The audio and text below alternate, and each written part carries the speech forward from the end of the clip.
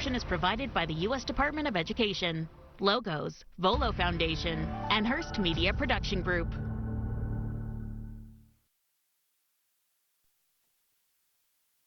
This is CBS LA at 5. And now at 5, a drug kingpin killed in retaliation from the cartel. The unrest leaving tourists stranded in Mexico.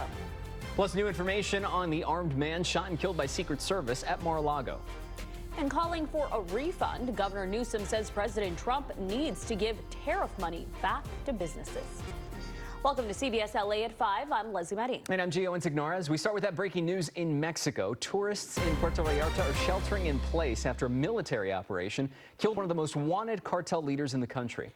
The kingpin's death triggered hours of counterattacks by the cartel, leading to torched cars and blocked roads. We have team coverage for you tonight. We begin with CBS LA's Lori Perez in the newsroom with the military operation that set off a wave of violence and triggered safety warnings from the U.S. Embassy. Lori. Yeah, experts say this is the most significant development in the history of drug trafficking in years because El Mencho, as he's known, is on par with El Chapo and other cartel leaders. 59-year-old Nemesio Rubino Ceguera Cervantes was Mexico's most wanted man and the leader of the vicious Jalisco New Generation drug cartel. He died today after Mexican special forces shot him in a shootout in Jalisco. Mexican leaders said the U.S. had provided information that helped in the operation. In the wake of his death, there is now widespread violence across 8 states in Mexico, including the coastal resort town of Puerto Vallarta. Gang members burning cars and blocking streets. As experts tell us, the cartels are now lashing out, basically saying they are not going to take this sitting down. Locals have reported being trapped inside their homes because of gunfire and explosions as cartel members attack security forces. The question is, what will be the long-term impact of taking down a person regarded as one of the biggest drug capos in the history of drug trafficking? Experts say his cartel operated in 6 continents and operated like a paramilitary force.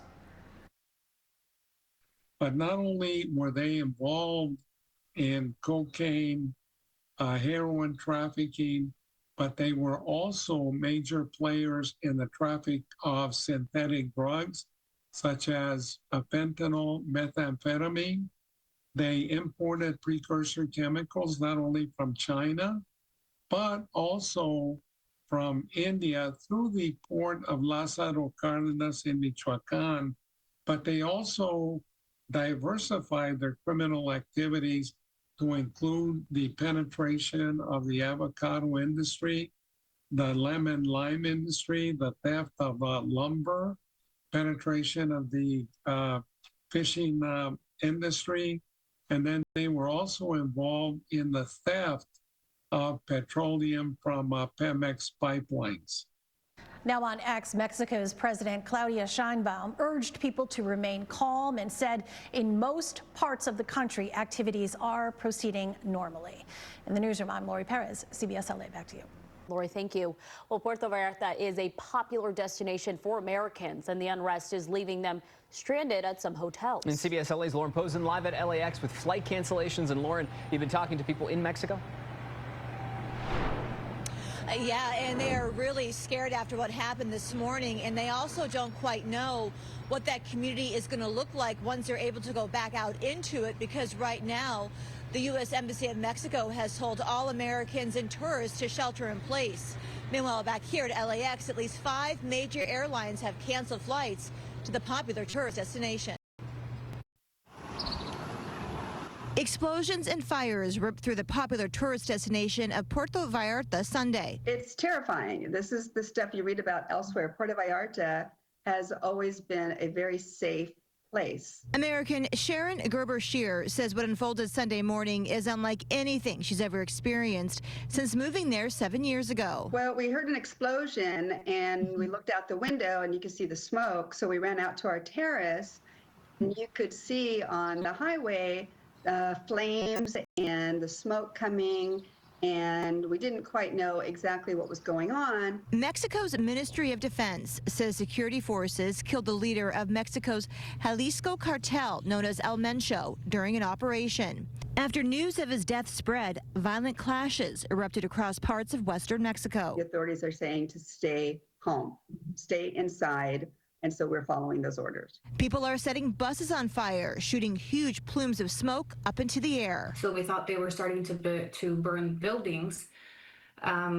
I don't know, it's just really scary. And then we heard a lot of gunshots at the same time. So we're starting to hear explosions, gunshots, smoke. Annie Garcia says she's a dreamer deported from the United States. She says her city is in crisis, and watching people celebrate the drug dealer's death is hard to stomach. I don't know how to articulate this, but to see people celebrating while our cities are still burning to the ground and there's no help being given to the people here on the ground, it's just alarming. And Now, airlines are issuing waivers for canceled flights, but of course, as of right now, there's no timeline when those flights will pick back up again. Reporting live at LAX, Lauren Posen, CBS LA. Lauren, thank you. And of course, stay with CBS LA as we learn new details from Mexico. We're always on at cbsla.com. Well, new here at 5, a manhunt underway in Rolling Hills Estates after an LA Sheriff's deputy's patrol car was hit by gunfire. Take a look. Cell phone video shows crime scene tape blocking off the area this afternoon. Authorities say the deputy responded to a call for speeding cars, but as he was leaving, he heard a loud pop coming from the back of his unmarked cruiser. That's when he found a single bullet hole in the trunk. The deputy was not hit, and authorities are still searching for a suspect tonight. In Santa Clarita, Topper's Pizza taped off tonight after an electrical vault explosion happened in front of the restaurant. According to LA County Fire, there were 3 explosions outside the pizza shop on Valencia Boulevard around noon today. Nobody was hurt, but customers were evacuated as a precaution. Edison sent utility technicians out to repair the damage. Now to Florida, where Secret Service shot and killed an armed suspect at President's Mar-a-Lago home. Cristian Benavides reports the suspect drove down from North Carolina before showing up at the Palm Beach property. U.S. Secret Service agents said Sunday that an armed man was shot and killed after entering the secure perimeter of Mar-a-Lago, President Trump's Florida estate. According to sources, the man has since been identified as 21-year-old Austin Tucker Martin of North Carolina.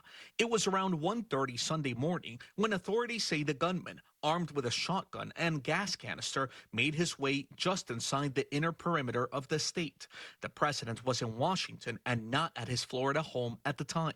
A deputy and 2 Secret Service agents on the detail went to that area to investigate. They confronted a white male that was carrying a gas can and a shotgun. Palm Beach County Sheriff Rick Bradshaw says he pointed the weapon directly at officers. Only words that we said to him was drop the items, which means the gas can and the shotgun. He put the gas can down and pointed the shotgun at the officers. The man was shot and killed by responding officers. The FBI is taking the lead on the ongoing investigation into the shooting. Cristian Benavides, CBS News. Tonight, Governor Newsom says President Trump needs to refund the American people after the Supreme Court decided against his tariffs. Newsom told CNN the president is flailing with his new round of tariffs of 15% across the board. The whole thing is a farce. I talk about petulance. It was 10% 2 days ago, maybe 20% tomorrow. I mean, this is madness. He needs to refund that money with interest. He can do that in a nanosecond. They can do that electronically. They can do electronically. They have the tariff codes. They have the ability. They do refunds all the time. They have the ability to do that. The problem is for families, it's been about $1,701 a year. That's a different requirement that I think he has to pay the American people back. Treasury Secretary Scott Bessent says lower courts will have to weigh in on potential tariff refunds. In a dramatic thriller, Team USA has taken the men's hockey gold medal at the Milan Olympics. Jack Hughes scored the winning goal in overtime for a 2-1 victory over Canada. The win gives USA its first gold medal since 1980 at Lake Placid. During celebrations, Team USA brought late team member Johnny Gaudreau's children down to the ice for a team photo. Gaudreau and his brother were hit and killed by a drunk driver in 2024 while cycling in New Jersey. The game gave the USA men's and women's teams a gold medal sweep in Milan, both with a 2-1 OT victories against Canada. Bracing for a blizzard, the powerful nor'easter barreling up the